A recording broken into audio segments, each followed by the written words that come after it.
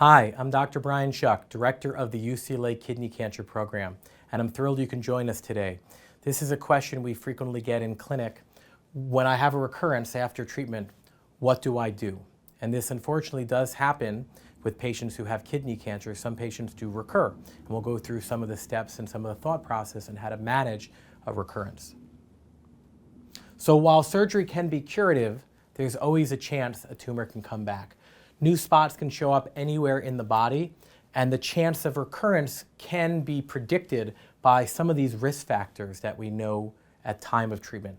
The size, the stage, the grade, the margin status. Some of those we can recognize, and we can help explain to a patient what's the lifetime risk of a recurrence.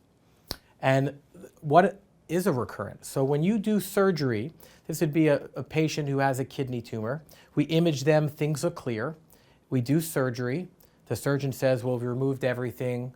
We think you're cured. But over time, even though the patient is told they're not going to recur, we image patients to make sure that that's the case.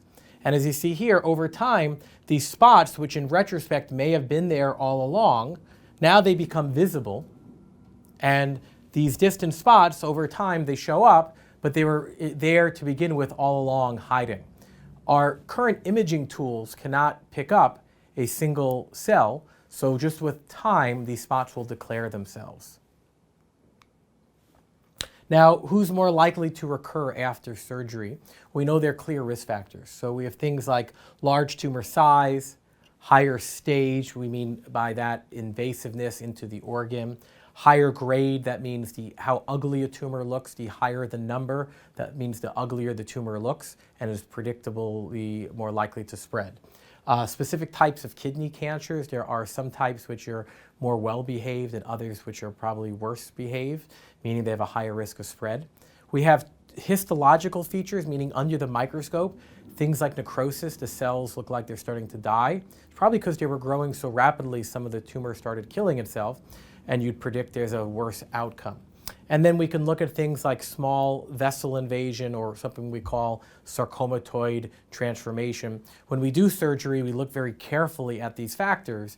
We have an idea who is more likely to recur. And we can actually individualize your risk of recurrence by using these factors we call a nomogram. We put in all your risk factors, the histology, were you symptomatic, and you can try to figure out somebody's risk. And we can individualize this for every patient, and then know how closely we'll need to monitor them with imaging. So even under close surveillance, most of these recurrences are going to be difficult to detect because they're usually small and captured early. However, recurrence can become symptomatic if that site of disease starts to become large and start to affect the organ it's occurring in. And when they grow large in certain organs like the brain or the bone, you could have things like seizure in the brain or a fracture in the bone, and then the patient could have that found due to symptoms. Fortunately, if you follow patients very closely, sometimes you can intervene before a symptom would occur. And imaging studies are essential for really understanding whether a patient has any signs of recurrence. Now, what is the natural history of kidney cancer? Well, again, kidney cancer send cells into the blood and they circulate around, and they are these cells could have been there by the time the surgeon went in to do surgery. Again, they're invisible on imaging if there is a recurrence, and potentially with time, they went to a new area and they set up shop, and eventually they start growing. And they can move into any organ in the body. The lungs, the bone, the liver, the brain. We do know that certain subtypes, or I like to call flavors of kidney cancer, they may have a preference for certain organs. So sometimes we need to individualize your surveillance plan. Now, management of a recurrence can widely vary, and that depends on a lot of things, such as where it occurred, when it occurred, and do you have symptoms. So in order to really find the optimal plan, which sometimes needs a large multidisciplinary team, the physicians must consider factors such as the current health of a patient, but also the disease characteristics. Is the patient a candidate for any surgical treatment? Are they a candidate for radiation? Or are they a candidate for medications? And what medications are they able to get? So again, these patient characteristics may look at things like, are you on immunosuppressants? Do you have a good healthy heart? Are you able to tolerate a large operation? Now, at the time of recurrence, the timing also affects a lot of these thought processes. It may give a physician insight into the timing. There are rapid recurrences, and if something occurs really quickly after surgery, we think that maybe the pace of that disease is very quick, and systemic therapy may be more useful. But a recurrence that occurs years later, and we see this sometimes in kidney cancer, 10, 20, 25 years later after a nephrectomy, okay, something shows up. What the heck was it doing there for 25 years laying dormant? We see this not infrequently.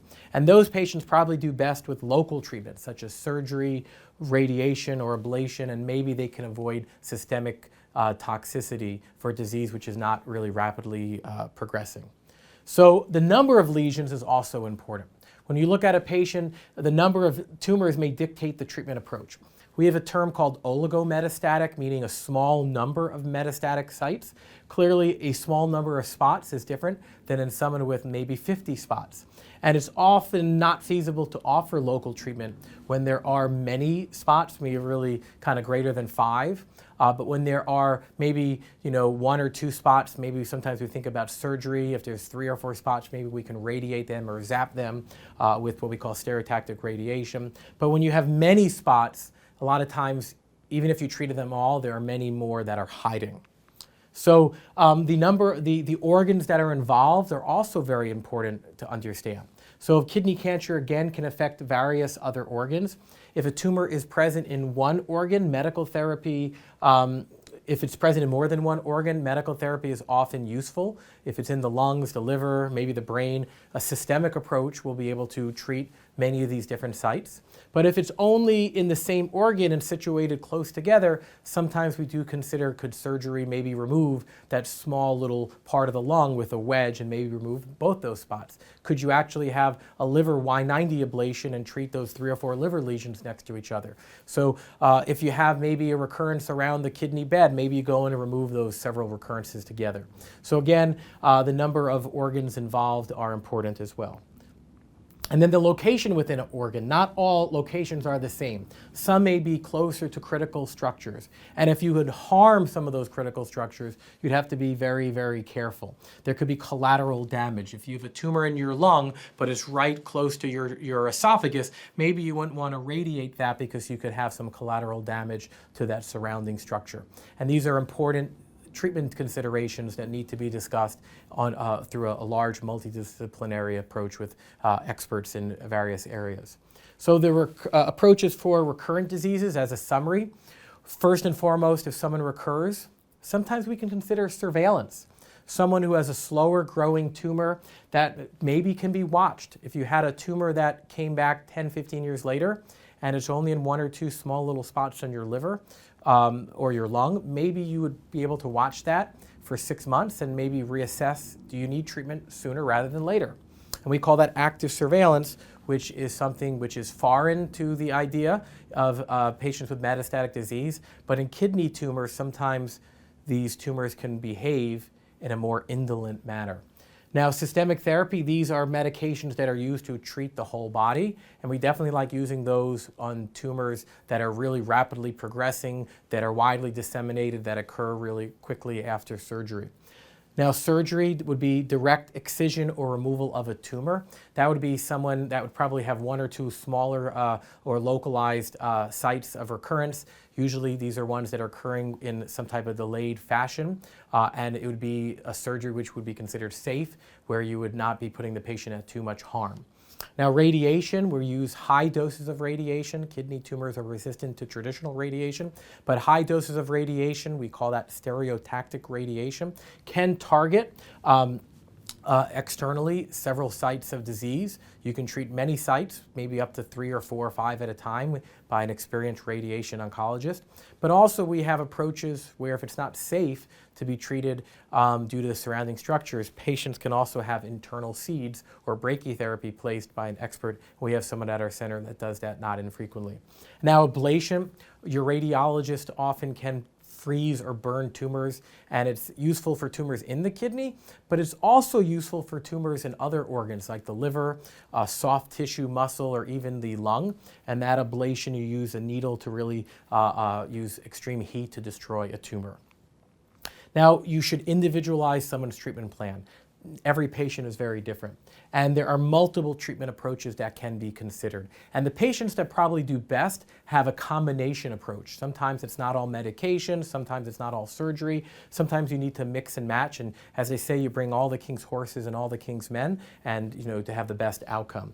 And I think various strategies can be employed. These often are not contraindicated to be used together. An aggressive therapy often relies on many different providers working together, thinking together, discussing patient care together to give patients the best outcome.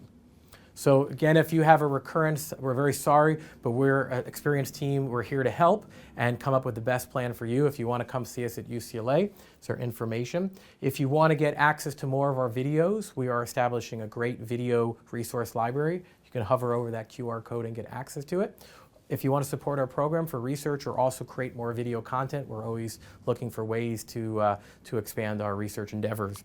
We have other information here on our UCLA website where you can find about treatment strategies.